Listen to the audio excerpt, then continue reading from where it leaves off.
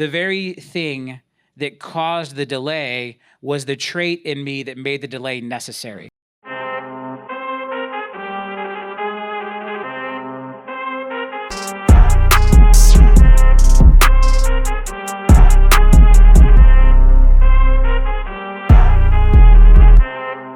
Good morning. Welcome to another Motivational Monday. My name is Matthew Hodge, Executive Vice President here at LPT Realty. I'm joined by Robert Palmer, founder and CEO of LPT Realty, and the birthday boy. Oh, man. Yeah. The Red Bulls are getting taller. Yeah. We've been on this crazy 2-week adventure. The Red Bulls are getting taller, man. But yeah, I actually got to relax a little bit this weekend. So people are like, oh, what do you do on your birthday? I'm like, absolutely nothing. Like when you do stuff all day, every day, and it's your birthday, you're like, I'm just going to chill at home with my kids. We played hide and seek. Oh, good. I got to grill some ribs on my gaucho grill. All right. We ate a couple of different cakes. Everybody picked their favorite cake for Dad, which is like their favorite cake they think Dad will also enjoy. And we just had a really, really great weekend together doing nothing. Because look, you know it. We've been on this. Oh, yeah. I will have been away from the family for 13 out of 20 days by the time we do the Zillow conference in Vegas, which is much more than I intended. But there are seasons to this, and then we're going to go off to Montana, and I'm going to get to ski with them every day. But this little run has definitely been a lot because I feel like there's all these different hats I'm having to wear. There's the financial hat and dealing with the auditors and all that great stuff, and there's the meeting with our amazing current agents and team leaders and meeting with new agents and team leaders, and then going to these industry conferences, and now, going to Manhattan in November to meet with, Wall Street folks. Like there's just all of this, just a lot. But I wake up every day excited to do it because the boom is coming and we're going to be prepared for it. And we're going to talk about that a lot today and some things I'm doing to better align myself personally for the coming boom, for the future bell ringing, all these amazing things, that are on the horizon. And awesome. But yeah, it was a good chill out, have a birthday, and do nothing. Yeah, I remember. Although I do have 1,000 messages to reply to. Thank you everyone so much for the pouring out of love between Facebook Messenger and text and email and Facebook posts. And I'm gonna try to work through. There's a lot to respond to. I'm going to do my best to respond. But yeah, if not, thank you so much. Appreciated, seen, felt, and it really made me feel special yesterday. Yeah, man, awesome. A memory popped up on my Facebook when I think it was for your 42nd, and we had gone to Vegas actually, and we were there for that short period of time, and we're going back again for a different reason. But it just happened to pop up on my feed yesterday. I was like, oh, this is interesting. Before we went to party, now we're going to do business. Yeah. And real quick, also just to remind you, Motivational Monday does now have an Instagram page. So if you would like to find some highlights and some recaps, make sure you go over there and give that a follow and share some of the things that are impactful for you. But we boil down some of the things that Robert says and some of the highlights here and repost it to that page just to help people understand kind of what we do here and continue to be a light for that. Yeah. All right, so let's go ahead and jump in. We are going to do some additional acknowledgement. We got some broker updates. So would you introduce the broker of the month for us? Yeah, we're going to broker of the month. And this is a crazy week for us. We've got Deloitte flying in this week to finalize the kind of second audit, it just doesn't stop, man. No, it's all go, no quit. So, but yeah, we couldn't do it without our amazing team around us. So many amazing folks at the corporate level, so many amazing agents and team leaders who are pulling for us. And today we're going to recognize our broker of the month. This is for October. This is October. We're just sneaking it in. We're sneaking it in the last day of October. We were supposed to announce this 3 weeks ago, 2 weeks ago. This is actually September. Oh, this is September. Okay, at least we got it in before October is over. We can throw the graphic up. Congratulations, Josh Allen, our September broker of the month. We got it in before October was over. We have missed the slide on the last couple of crazies, but fantastic job, Josh. Represents us in Wisconsin and Illinois, and growing states for us. A lot of potential there. A lot of exciting things going on right now in the Chicagoland market. A lot of great growth in Wisconsin. We've got, so again, congratulations, Josh. Thanks for all your hard work and thanks for everything you do. Yeah. We've got Byron joining us, who is a partner at Davis Polk. That is our capital markets law firm, who is advising us on, the IPO. And so he's going to talk to us about IPO communication because there are things we can say and can't say. And it's kind of that time for everyone to understand what that looks like, why it's important. But I'll give a little history on Davis Polk. So I'm actually, when we go up to New York in November, we're going to be doing a mastermind in their office. 175-year-old law firm, and the mastermind we're going to have in their office is called $1 Billion Impact. And basically, Davis Polk helped shape the modern capitalism in America. Like they were J.P. Morgan, the personal lawyers back in the day, like when they were, creating the foundation of capitalism as we move from trust to securities, like all this really fascinating stuff. One of the most powerful law firms in the world, probably the most storied Wall Street law firm. We are blessed to have them on our team. And so with that, I'll bring in Byron, who's joining us, again, a partner from Davis Polk. Hey, Byron, how's it going, man? Great to be part of Motivational Monday. Thanks for having me. Yeah. Thanks for joining us. And also, Byron has an Australian accent, as you will pick up there. And Byron's sister is an Australian gold medal swimmer in the Olympics. Wow. Yeah, so super talented family. He's over here crushing Wall Street, and she's out there, winning gold medals. So awesome. really talented Parents, I'm still family. second best. You can't compete with an Olympic gold medal. Yeah, so Byron, you and I talked, and I know obviously our agents are very excited about kind of where we're going and how things are progressing, but we have to be judicious and cautious about how we talk about the potential IPO, what that looks like both from a regulatory lens but also an investor lens. And I really appreciate you taking the time this morning to come join us and just kind of share your thoughts and give us some guidance from your perspective as someone who's been involved in some of the absolute biggest IPOs ever, So what do you have for us, Byron? Without leaning too much into my role as the killjoy lawyer on the call, Robert asked me to talk a little bit about IPO publicity restrictions and why they exist. So when you take a step back, at the end of the IPO journey that LPT is on, there will be a prospectus which gets handed out to investors. And it'll be a book that contains all the reasons why people should invest in the IPO and all the risks or uncertainties that the company faces that they should just sort of balance and consider. But it will be a document that's reviewed by the federal government, the Securities and Exchange Commission, which is responsible for securities regulation in the US. And it's really a legal document and a marketing document wrapped into one. The SEC has pre-IPO publicity restrictions so that investors learn about a company through that prospectus, through that document that they have reviewed, a company has liability on, that presents a balanced view of the story. So any information outside that document that could be in news articles or media or social media posts obviously hasn't gone through that same level of review. So they don't want people to learn about a company and get excited about investing in a company or scared about investing in a company, whatever it is, through other method other than the prospectus. So that's really the reason behind the publicity restrictions. So what the SEC says is that when a company is planning for an IPO and it's engaged advisors, investment banks, starting to do preliminary discussions with investors, it should go into a quiet period and not talk about the IPO, not talk about the financial results and what a great investment that company is, because it's trying to tamp down the hype in the market until that prospectus comes about and is available. So if companies don't comply with those publicity restrictions, the SEC has the option to either include those statements in the prospectus and have a company take liability for them. And as you can imagine, a social media statement may be a little filled with hype or a little bit of puffery in it. Might not be something you want to actually take legal liability for. Or they could say to the company, there's too much hype in the market around you. You need to delay the IPO until things cool off. So none of those things is what we're going for here. We want a very nice, smooth, well-executed IPO. So that's one of the reasons why that people involved with the company should avoid talking too much about the company outside the company to the media, to friends, on posting on social media, etc.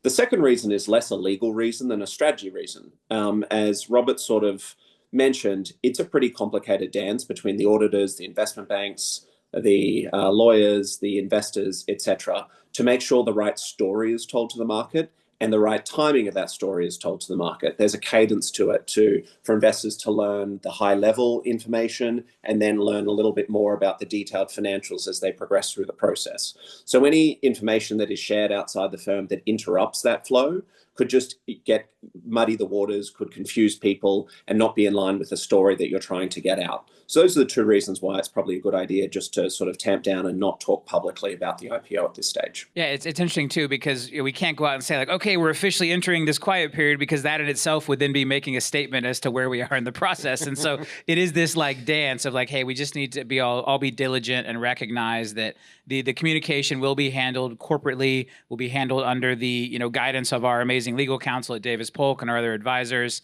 And so again, I know it's easy to get excited. I know that, you guys are, as RSU holders and shareholders are excited about where we're going, but we just really no one wants to be the reason that our IPO got delayed 6 months or something else went wrong or, some statement that should not be a part of our filing ends up being in our filing. And so I really appreciate Byron taking the time out of his busy schedule to come join us today.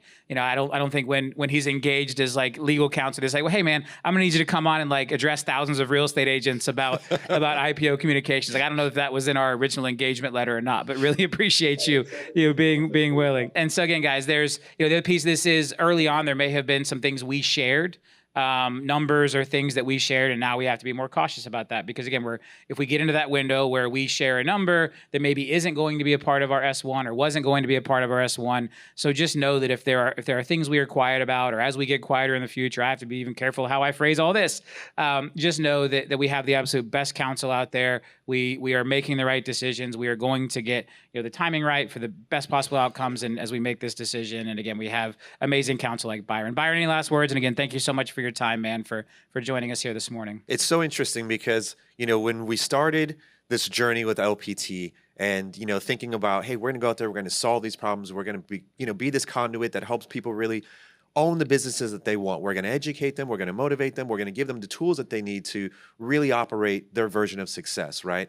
And so to be there where everything was theoretical and then now being at a place where, we're having these conversations, it's just really, really special. It's just so good to see the impact that we've had on the industry, our entrepreneurs' lives, and, what we will continue to do going forward. So super excited for it. And I think too, I've said this a lot, and Byron and I've had these conversations. Like, really, I believe a cloud brokerage has an obligation to its agents to go to the public markets at some point. Agents are receiving RSUs; those RSUs need liquidity, and we've been very vocal about that from day one. And so, really, from day one, we were doing all of the right things to make sure that we were in a position to be able to fulfill that goal and that mission. And it's interesting now to have to, as things progress, like you hit milestones, say, all right, can't talk about that anymore, can't talk about that anymore, and totally understand it. Like, I think there's a really great framework in the SEC to protect investors from hype, from false statements. That's the whole point of all of this. All of the money that has to be spent, all the advisors, is about making sure that investors who may invest in something like this have the right knowledge, the right information. And so again, really appreciate Byron being such a great partner. And again, one of the most powerful, I would say, Wall Street IPO law firm in the world, and one of the most powerful law firms across any industry.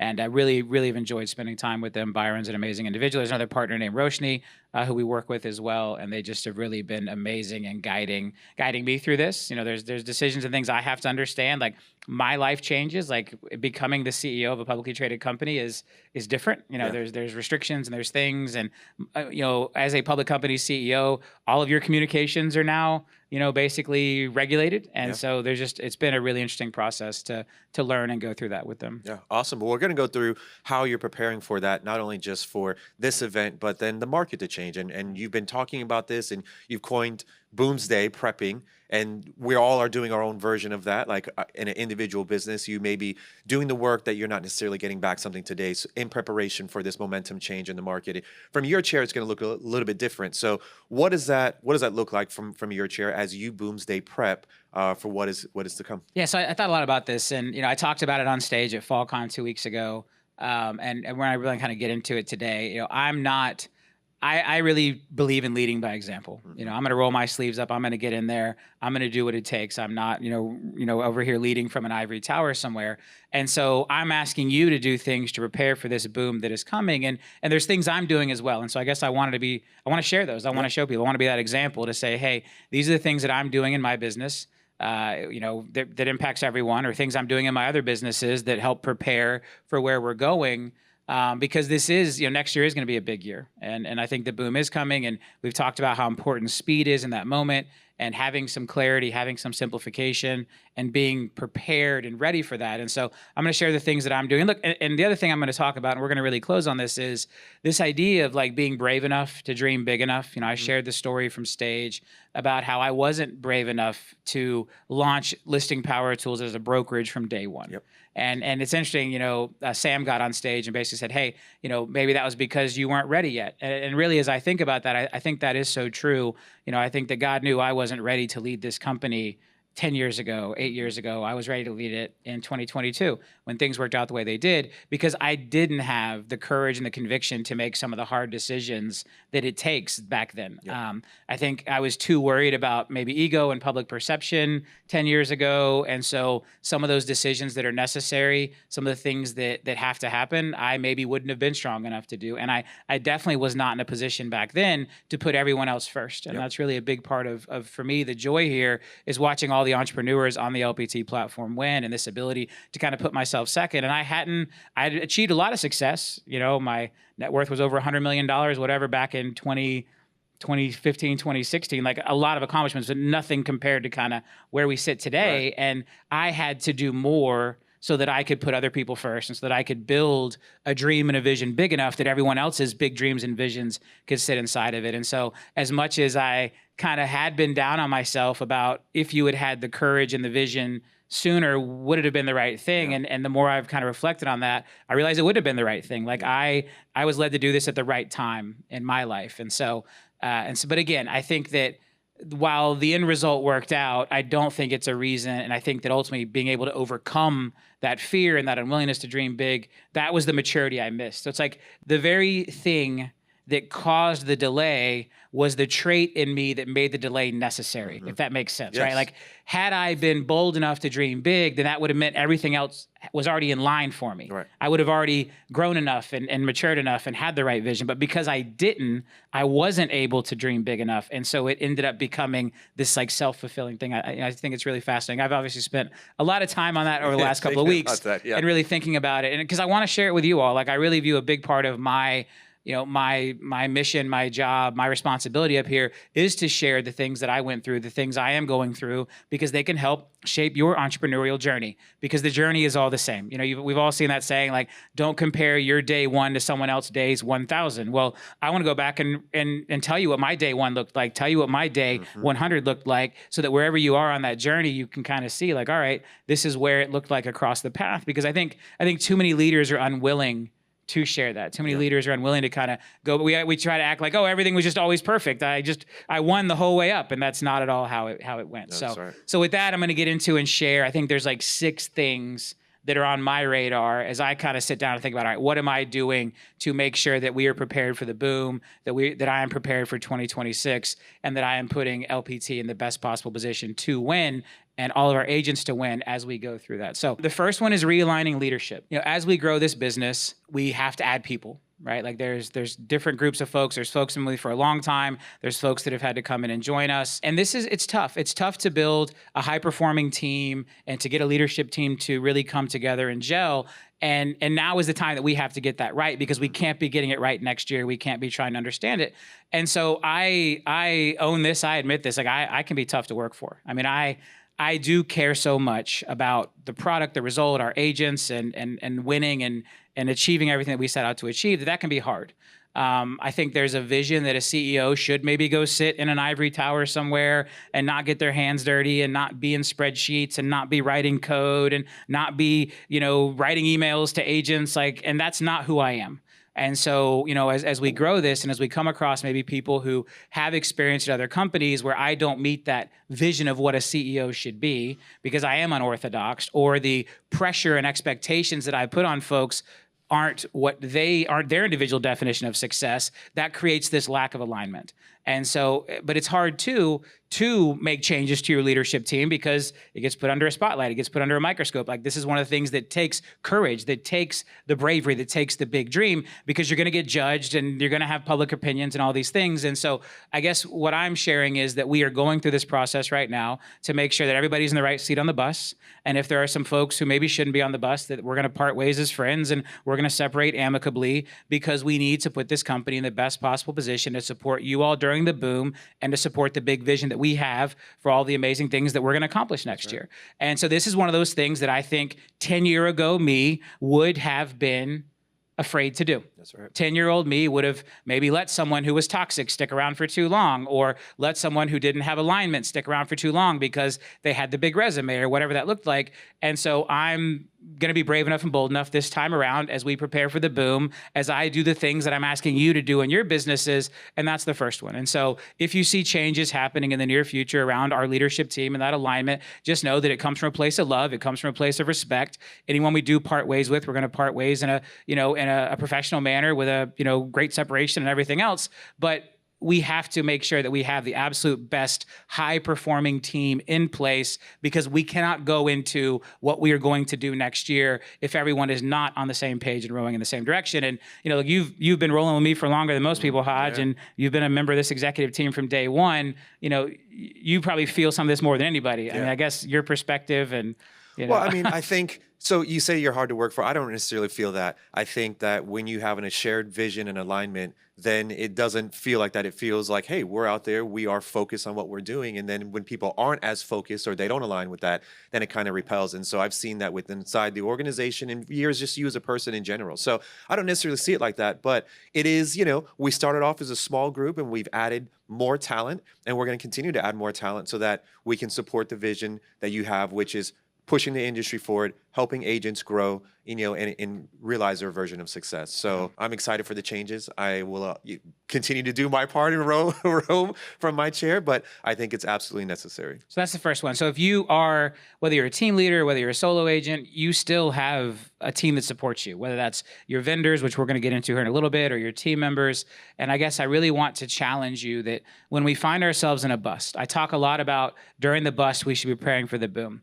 During the bust, it's too easy to let standards lapse. It's too easy to let people who don't have that alignment stick around because it feels comfortable, because we are in this down bust market. And I want to challenge you to be brave enough and bold enough to make the right choices, because if you think you're going to wait to make them when the market turns, it's too late. Yep. You cannot get a new leadership in place and get a team to regel when the boom is already happening. Okay, so when the boom happens and we go from 4 million home sales to 5.5 million home sales, speed wins. We all got to be ready. So that's the first point. Second point, Dave, simplifying my personal business holdings. So I've been working really hard and harder than I intended to, I think, when I came out of retirement to launch this company. And so what I've realized through that is there are some businesses that I got into along the way that don't necessarily fit with the commitment I need to make to them, the commitment I need to make to all of you. And so I'm making some tough choices about exiting some of those businesses. One example I give you is we were getting into home building. We launched a development company. We bought a whole bunch of lots. We were going to get into that business. And I just recognized that that is a business where it's going to boom at the exact same time that LPT does. And focus is critical. And because I am a hands-on leader, I'm not the guy in the ivory tower, and I do roll up my sleeves. Any business that I'm a part of, I feel like there is an obligation to be in there for a certain amount. I think the other part of that is, I mentioned this idea of like different expectations put on a public company CEO than a private company CEO. As a public company CEO, I'm expected to have a level of focus on the core business. And so again, some of my personal holdings, some of my other companies may get in the way of that. And so we are looking hard at what do I need to do personally to trim down some of my portfolio to be focused on this. And so again, in your business, are there things you are tinkering with? Are there things you are investing in? Are there things that you are, maybe playing around with or moving toward that are okay right now? You can support them in a bust, but will you be able to support them in a boom? And do you have the courage to make the right choices around that alignment and around getting focus on what it will take when we see next year come to fruition? Yeah. It's funny that you said that about the focus of the CEO, because I was actually reading an article the other day and was talking about pretty much the impact that Elon Musk has when he gets too diversified or when he goes too far out. Then all of a sudden there's this massive, impact to the stock. It goes down negatively. And so thinking about a super engaged and super focused CEO, we are also blessed to be a part of this team and this leadership and everyone on this call who has the opportunity to hear from you every single week, stay focused, talk about what's going on. So, I just think that that's a huge benefit for us to have a CEO who's focused not just on the day-to-day operations, but what's happening, in our entrepreneurs' lives in terms of their business and what they're going through and how to help them prepare. So I think that one, buddy, you can check off the list there. Yeah. So one of the other big ones, and this was probably the hardest decision for me. As you guys know, I bought a professional soccer team back in 2017. Yep. 2016 was kind of the window when I was in the midst of retiring, and I thought, hey, I've done everything I'm going to do in business, so I'm going to retire and be a sports team owner, and then later became a dad. It's one of the business I'm most passionate about, but it's also the one that it is most unfair for me to not give the time and attention to. And so earlier this year, I was approached by a local ownership group in Jacksonville. And when they first approached me, I was kind of like, you know what? I'm not selling the team. Like, this is my dream. I've wanted to be a sports owner since I was a kid. But the more I looked at the landscape, the more I sat down with Jill and we really talked about it as a family. You know, we don't have a home in Jacksonville anymore. We spend so much time in Montana that I really started to realize that having that local ownership group who can focus, who can give it the time and attention and be the things that I just can't be right now are critical. And so we're in the process of selling the Armada to a local ownership group, really impressive local attorney. He reminds me a lot of me, 7 or 8 years ago when I first bought the club, because again, I have to be focused. And the idea that we're going to be in the middle of stadium construction as the real estate boom hits here on the LPT side with all of these trips, when you just heard my schedule, go to Vegas for Zillow, go to Utah for Realtor.com, go to Manhattan for investor meetings, go to FallCon. There was no go to Jacksonville in there. Right. And there should be. And that's unfair to the team. And so probably one of the hardest decisions I've had to make is parting ways with that dream that I had in, helping the Armada return to the professional league. And we've put all this work and time into it. But again, these are the types of hard decisions we make when we decide we are all in on something. And it's about doing what's right for us. It's about doing what's right for everyone at LPT. And more importantly, it's about doing what's right for the Armada fans for, Section 904 and everyone who believes in that, because they need an owner who can give them the type of time and attention that I'm giving to everyone at LPT right now. And I remember you and I had this conversation where I felt like I was on a plane and I was flying from basically, call it transcontinental. I'm going from the US to Europe. And you hit a point in this plane ride where you can't turn around, right? You don't have enough fuel to go back. So you're flying, and as you're going, you have enough fuel that you can turn the plane around and you can get back to where you came from. But once you hit that kind of halfway point or just past that halfway point, there's no longer enough fuel to go backwards. And now you can only go forward. And I remember there was a moment when I realized that was my journey. And for a while, as I was building LPT in the early days, I could still turn around. I could still go back to being the RP funding guy. I could still go back to being the soccer team owner. And there was this moment when I realized that we had crossed that threshold to where the only path was forward. And it was really rewarding. Like in that moment, I felt very free because I knew, and I've said this a lot, I feel like this is the company that I was born to build. I feel like everything I accomplished, every life experience I have along the way was about building LPT. And so when we crossed that threshold, I think in my mind, it was going to be a moment of panic. But instead, it was like this moment of relief and freedom because I was the thing that I had been fully committed to. There was no question. There was no going back. And so I think, again, all of these are about that. It's about that journey. It's about, again, doing what's right for the folks involved in those other businesses. It's about doing what's right for everyone here at LPT. And it's about doing what's right for me and my family because there are only so many hours in the day and there is only so much time. And so, again, this idea of, paring down some of my personal holdings from exiting the home building and development stuff to making sure the Armada gets transitioned to this great new local ownership group is my commitment to making sure that I'm personally in position to lead this company to the greatness that it is destined for and to make sure that we are all prepared for the boom, because I do believe Boomsday is coming next year. Launching LPT's internal AI. This has been another thing I have put a lot of my personal time into, making sure that we are using technology. We've been teaching AI to read contracts and prioritize deals, and all of this making sure that we are in the best technological position. We talked at FallCon about how I want you all to use those foundational models. We're not trying to build an agent-facing AI. You are much more powerful when you're working directly with the Claudes and the GPTs versus trying to use something we put in the middle. But we are hard at work in building out AI for our internal use to streamline processes, to eliminate errors, to make sure that we can give you the absolute best service possible when it comes to compliance reviews and issuing DAs. And, it's probably the hardest part of what we do. Making sure that we get you guys paid on time and making sure we get your files reviewed. It is the biggest place we can make mistakes. It is a place where small errors can have massive repercussions. And so we are putting that in place internally from an AI perspective. We'll have more updates on that as we go through. Big enhancements to LPT Plus. So LPT Plus is about a year old now, a little over a year old now.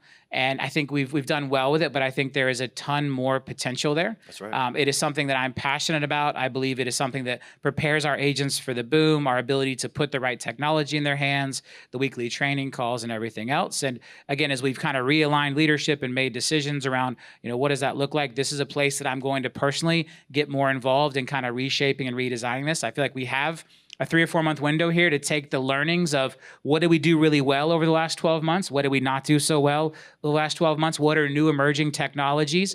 One of the things I'm working on, is the idea of an LPT plus AI, where maybe some of those foundational models can be included in the LPT Plus subscription, so that while, again, you're still working directly with the Claudes and or the Chat GPTs, that we can put some extra data in there. So again, lots of exciting stuff there, but just know there are big improvements, big changes, big advancements coming around LPT Plus and a new LPT Plus AI. And so again, all these things that I believe are the most important as we move toward the boom, as we move toward to where we're going next year. We're doing a complete vendor review. This is a big one. And this is one that I really want you to look at in your own businesses. Who are you surrounded with? Who are you surrounded by? Do we have the right folks in our businesses? There are vendors who took a chance on us early and continued to grow with us. And there are vendors who took a chance on us early and have completely left us hanging since then. And so, we're kind of at that window now to do this thorough review. I'm going to be personally meeting with a lot of our vendors to understand who's amazing partners, like Byron from Davis Polk, right, who jumped on here, huge, powerful law firm. Deloitte has been absolutely amazing partners. Some of our tech vendors, not so much. Right. Some other vendors that we've tried to put in place along the way, not so much. And so really taking that time to do that full review. And this, again, is something I would encourage you to do in your business. Make sure that you are looking at who you're surrounded with, because during the bus, it's easy to get complacent. It's easy to say, you know what, it's good enough, we're getting it done, blah, blah, blah. We have to prepare for the boom. We have to prepare for the reality that we will not stay at 4 million annualized home sales forever. That number is going to go up. It is statistically impossible for that number not to go up based on population growth and everything else. Interest rates are the key to unlocking. Also, consumer pain is a key to unlocking. And so making sure that you are surrounded by the right people, both on your internal team, which we talked about, and your external team, your vendors, your supporters, for you guys, your mortgage folks, your title folks. Do you have those right partners in place? Because it is too late to put them in place when the boom comes. We have to put them in place now. This is the quiet period of year. Things naturally start to calm down. The right partners will engage with you over the holidays. They will engage with you in this slow time of year, and to make sure that you have the absolute best team in place for when the boom comes. And this next one kind of wraps it all up, but eliminating the noise to sharpen focus. All right. Increased positive focus requires blocking out negative noise. All of this together, if I could sum it up, we all need to do this audit right now of our lives, of our businesses, of who we are. And where is there noise that we need to eliminate? Where are there distractions? What is your primary focus? What are you going to go all into when the real estate boom hits, when we go from 4 million home sales to 5.5 million home sales? Are you going to go all in on real estate or not? And that's not a trick question. That's not a loaded question. The answer can be no. Remember, individual definition of success. If you're selling a couple homes a year now and you're comfortable selling a couple homes a year after home sales go back to 5.5 million, there's nothing wrong with that decision. And then you don't have this type of choice to make. On the flip side, if you're saying, hey, I'm selling 2 or 3 homes now and I want to sell 10 homes a year when the market gets good, or I'm running a team doing 100 units a year and I want to do 200 units a year when the market gets good, you have to make a decision to say, okay, that is my focus. And if that is your focus, then we have to look at the rest of our life and say, okay, what is noise? Is misalignment of leadership noise? For me, is building, trying to get into home building noise, right? Is having the wrong vendors around me noise? Is not leaning in and making sure that LPT Plus is the best it can be? That either has to become part of the focus or it has to become part of the noise. And I'm making a decision to make it part of the focus. And so again, I want to challenge you to do this in your own businesses, to say, where is the noise? Where is the focus? And again, I'm not telling you the focus has to be LPT.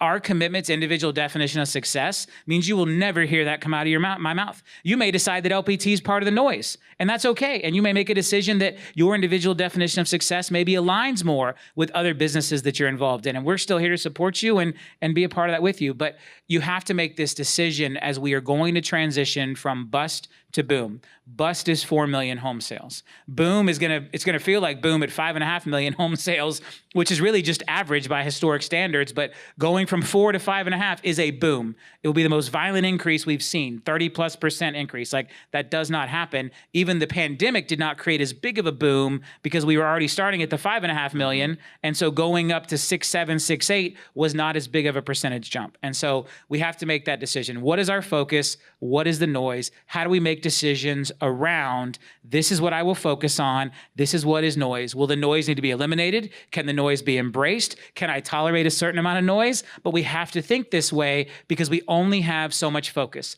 and we only have so much of ourselves to give. And negativity, again, in your inner circle, negativity in your vendors, people who are not aligned. And again, alignment is one of these things. You can't force it. You can't fake it. It either exists or it doesn't. And no matter how much you like someone or you believe in their core talent, if there is not alignment, it will not work. It will break in that transition from bust to boom. It can survive in a bust. It can survive in a stable boom, but it will not survive that explosion, that boom where we go from 4 million to 5.5 million. Lack of alignment with your internal leadership, lack of alignment with your vendors, lack of alignment with your family. Like, this is a big one. Like, my family's aligned. Like, Jill and I and the girls, like, we have so much alignment around how I spend my time, around what my goals are, what our goals are as a family, the time I am willing to dedicate and commit to LPT, and, being gone for more days over this 30-day window than I would have liked to, because we're going to spend the time together on the backside of it in Montana. That's a critical alignment too. And this is not one where I'm saying, hey, break up your family if they're not aligned with you. I'm saying very much the opposite. Make sure that your individual definition of success aligns with your family definition of success, because that is one that we cannot break. Family has to come first. And so these are the decisions we have to make. And this is our responsibility as entrepreneurs. Everyone on this call is an entrepreneur, whether you are selling a couple homes a year, a member of a team, running a big team, whatever that is, you are an entrepreneur. We wake up every day in this business not knowing where our next check comes from, not knowing where our next consumer comes from, and that is the beating heart of entrepreneurship.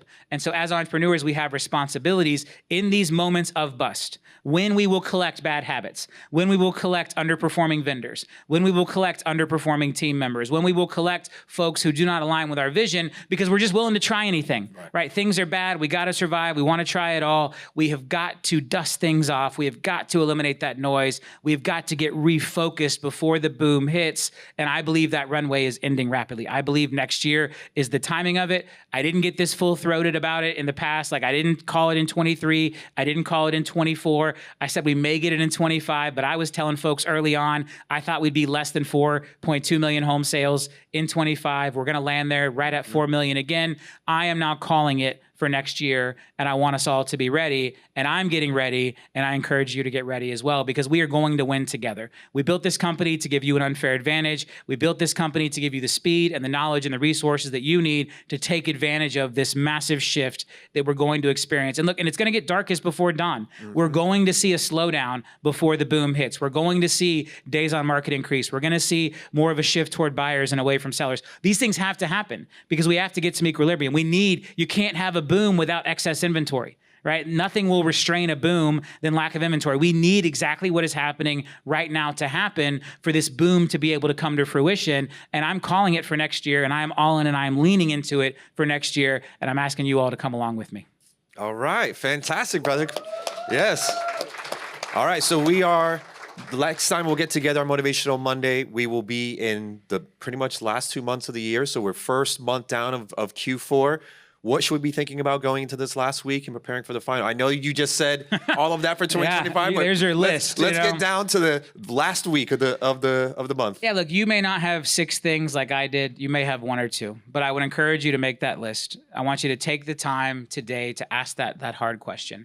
What is my focus? Like, believe me, the boom is coming. Put that aside. Like, don't go through the exercise of, well, do I think or do I not think? Like, give me that benefit of the doubt and say, okay, we're going to see a massive increase in existing home sales next year.